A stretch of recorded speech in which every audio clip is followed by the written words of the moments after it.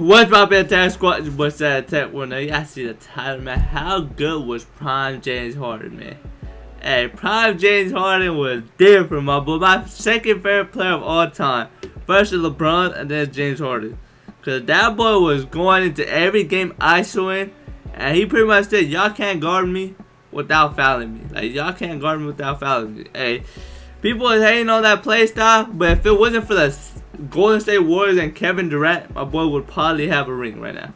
He was the only person and slash team, the Rockets, that pushed that KD Warriors to 6-7 games. I forgot. I think they won 7 games, or was it 6?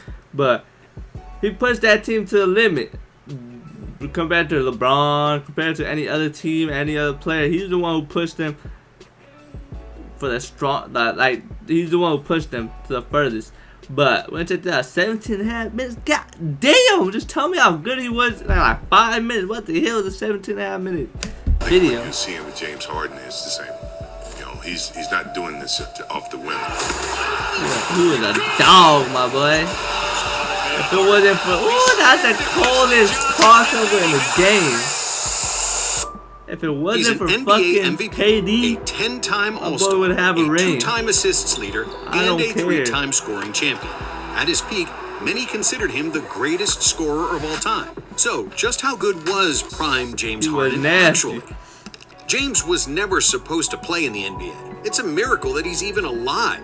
His mother had several miscarriages, and after she finally gave birth to James, nicknamed him Lucky. Harden grew up in Compton during the 90s drug wars, and to escape gang violence, James turned to basketball. But because he had asthma and loved fast food, James was usually the slowest and least conditioned kid in every game. Damn. Despite his tough upbringing and physical deficiencies, James loved to hoop, and he focused on becoming an elite ball handler and shooter. When he grew to 6'6", Harden's game blossomed. And as a high school senior, James became a McDonald's All-American. As a sophomore at Arizona State, Harden averaged 20 points, 6 rebounds, and 4 assists, and was named Conference Player of the Year and a consensus first-team All-American. Going into the 2009 NBA Draft, Harden still looked a little chubby, and many scouts believed he had limited athletic potential. But after he dominated at the NBA Draft Combine, showing amazing agility and explosiveness, OKC selected him with the 3rd overall pick. Harden joined the most talented young team in the league, with KD, Westbrook, and Serge Ibaka. And unlike most high draft picks, James didn't have to wait long for the team to become successful. OKC won 50 games in his rookie season, and the next year the Thunder made it to the conference finals. But it was during his 3rd season when James started to become a big problem for everyone in the NBA. Coming off the bench, Harden dominated opposing second units, averaging 17 points, 4 rebounds, and 4 assists, dominantly winning the 6th Man of the Year award. He was often compared to Manu Ginobili, another lefty 6'6" shooting guard who came off the bench, with a similar offensive style and passing creativity. In the playoffs, OKC dominated the West, losing just 3 games on their way to the 2012 NBA Finals. But at the biggest stage, OKC proved to be too inexperienced, and LeBron James wasn't planning on losing his 3rd NBA Finals. And the Heat defeated the Thunder 4-1, and Harden was used as a scapegoat for the loss. Unlike Manu Ginobili, who was always super clutch, Harden disappeared in the finals. He was shooting terribly and couldn't buy a bucket. And defensively, it was even worse. The media labeled James as a choker. But that was a one-dimensional look at things, because Harden was still really young. He also played with 2 ball-dominant players in KD and Russ, and coach Scott Brooks was unable to fully incorporate all 3 of them. Still, OKC's core players were all under 25 years old, and everybody believed that the trio of KD, Russ, and Harden would become a dynasty. But when the offseason came, the Thunder's owner didn't want to pay the luxury tax, so he lowballed Harden on his contract extension. James wanted $60 million over 4 years, and OKC wasn't willing to go over 55. GM Sam Presti was then forced to trade Harden in what was one of the worst financial decisions in NBA history. Houston jumped on the opportunity to get one of the most talented guards in the NBA, and they got Harden for 20 cents on the dollar. However, some people still believed Harden was only good as a 6th man, and there were doubts about him leading his own team. But it took James just 1 game to shut up the critics. In his Rockets debut, the Beard dropped 37 points, a career-high 12 assists, 6 rebounds, and Hey, I'm a Four steals, Harden. and a 105-96 win over the Pistons. 2 days later, he scored 45 points against the Hawks. Wait, what game was that? 96 win over the Pistons. 2 days later, he scored Damn. 45 points against the Hawks. And those 82 points were the most any player scored in his first 2 games with an NBA team. Coach Kevin McHale soon gave him all the authority and ultimate green light, which allowed Harden to develop a wide arsenal of weapons.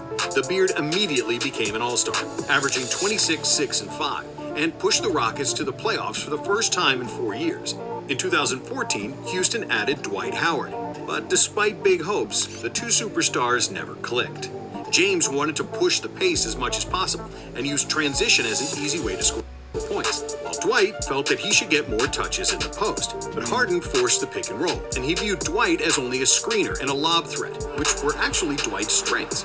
But the big man didn't want to be a role player. Despite Howard's wishes, it was clear who was the best player on the team. Harden. When he had the ball in his hands, Harden's game looked like a basketball's sixth sense, dancing on the verge of talent and pure instinct. Come on. Harden developed all assets on the offensive game to absolute perfection. Mike His Euro D'Antoni. step was bad when he first came to the league, but he perfected it over the years and made it slower and more methodical. And it was soon the best Euro step in the NBA. The way Harden flailed his arms on drives, God. tangling the arms of defenders to draw a foul, was revolutionary, genius, and disgusting all at the same time. But the best aspect of his game was how the Beard steamrolled to the basket, read the defensive reactions, and then in 1 millisecond God, made the my boy was perfect counter nasty. move. In He 2015, fell out pretty quick though, I ain't gonna lie, but yeah, Harden in his prime, woo!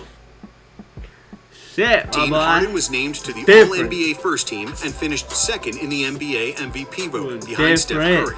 However, many people believed Harden was robbed, which was confirmed by the players, as James was later voted as the MVP by the Players Association. And even though the Rockets made it to the 2015 Conference Finals, it was clear that the relationship between their two superstars was dysfunctional. Almost as dysfunctional as deciding what to eat every day, constantly having to go out and buy groceries just to prepare tedious and boring Is this meals. sponsorship? Well, look no further than Hello Fresh, who takes I was care of the gonna meal planning say, and good delivers shit, my boy. pre-proportioned That's one ingredients way to right to your home. So whipping up have a delicious homemade meals is a sponsorship. walk Most in the park. replayed right here. 50 nonstop at checkout for 50% 50 nonstop. Damn. Season that saw the Rockets get bounced in the first round, James and Dwight weren't on speaking terms anymore, Damn. and Howard was soon traded to Atlanta.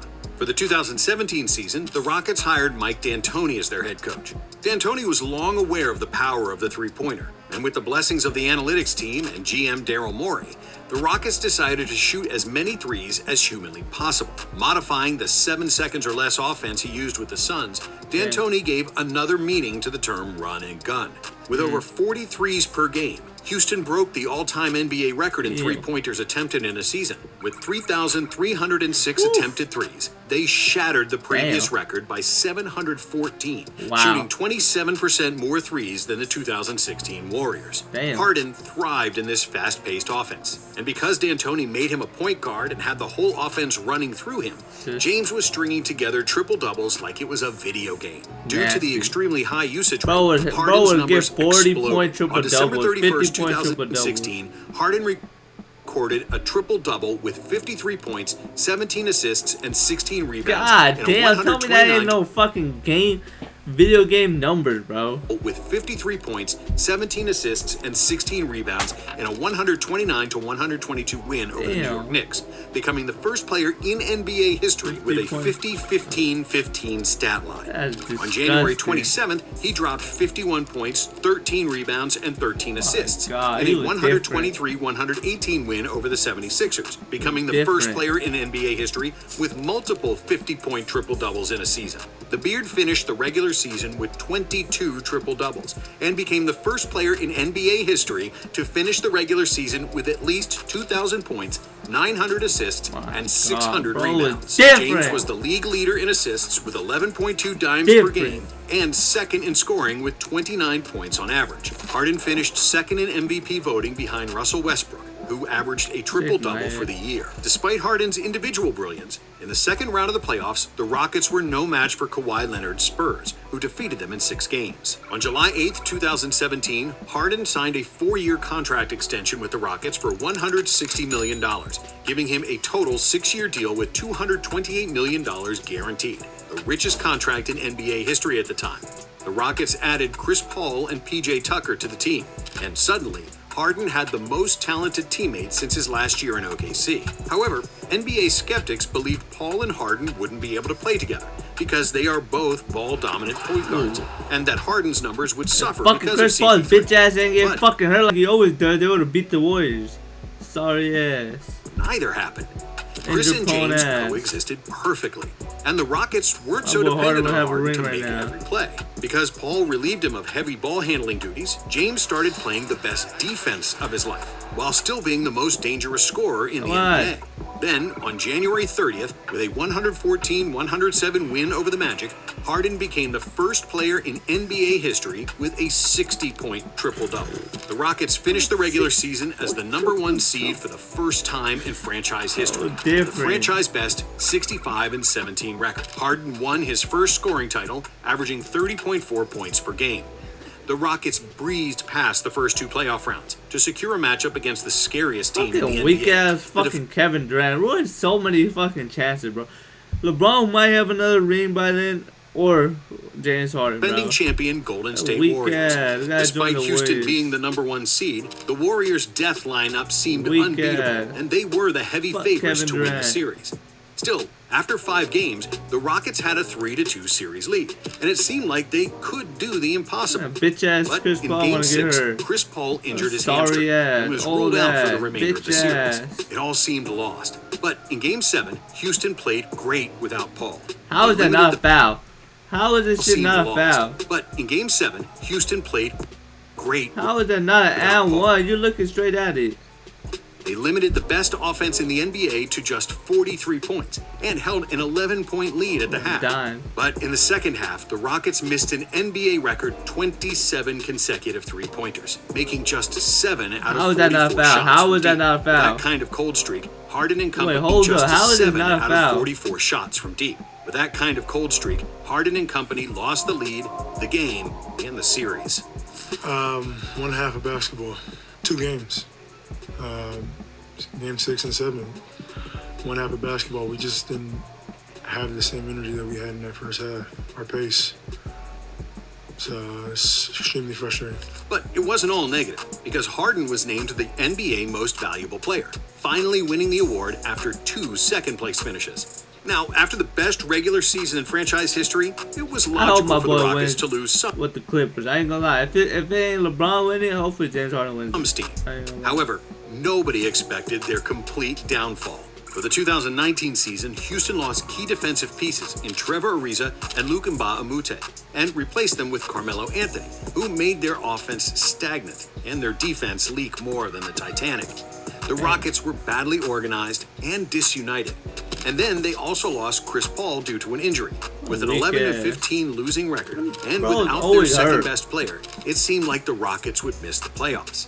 And then James Harden went ballistic. The Beard dropped 30 or more points in 32 straight games. Yeah, that was OT as hell. I remember that streak. Oh my God, what was it, 2018? 5 years ago, half a decade ago, sounds crazy to say. But that streak was lit as hell, my boy. The Beard dropped 30 or more points in 32 straight games. In 18 of those games, Harden scored 40 or more points. My God! He had at least 50, including a 61-point performance at Madison Square Garden.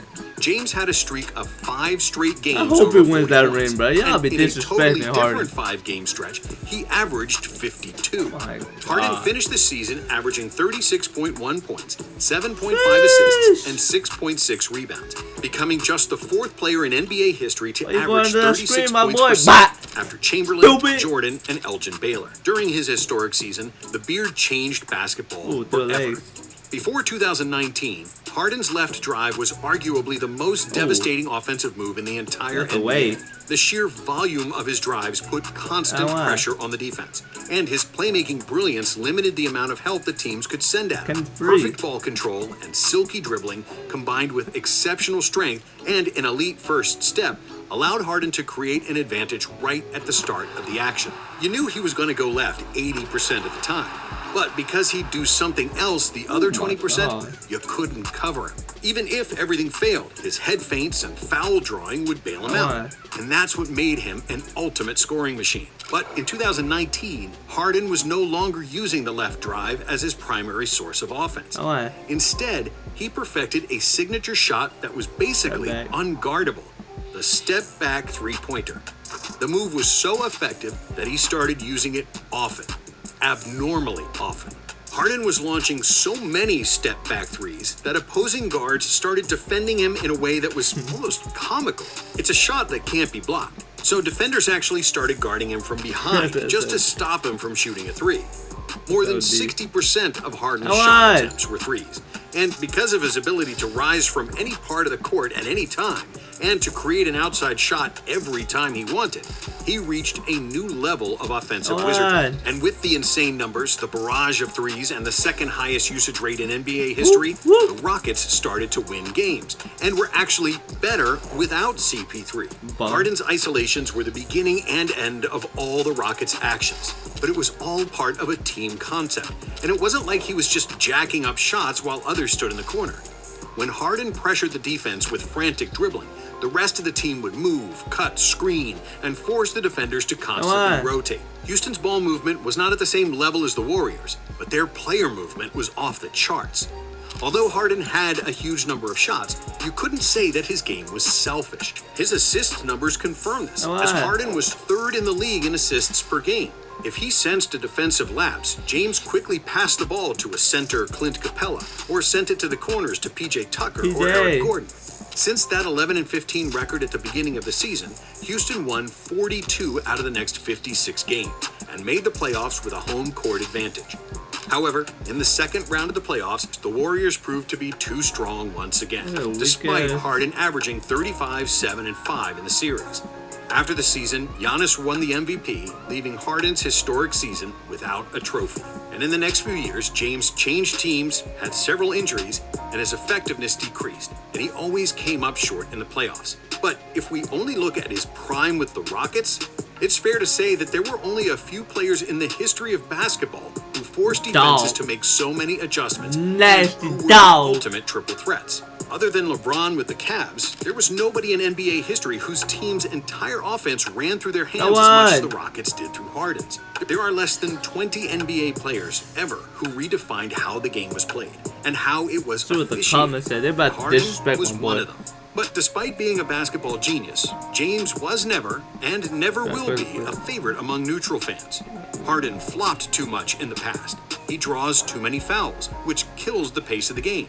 I'm not reading that shit. I just read the first sentence. To me, what he's accomplished, 3 years ago, we said, I would hate to play with this guy. He dribble, and then shoots a step back three. He doesn't always play defense and spends a lot of time in strip clubs. When it was most important, Harden wasn't clutch. And he has a rich history of inefficient shooting in the playoffs. Though he hasn't worn a ring, there's no denying that Harden is a brilliant. I hope he gets out the Clippers, bro. I ain't gonna lie. Hopefully they win this year. If it ain't LeBron, hopefully it's Harden. But man, oh man, crazy to see him get drafted. Six man, James was definitely should ice so much right there. Shout out to my boy Harden, man. Get that ring real quick though. Like get that ring. We out here, man. Road to 2K. We out.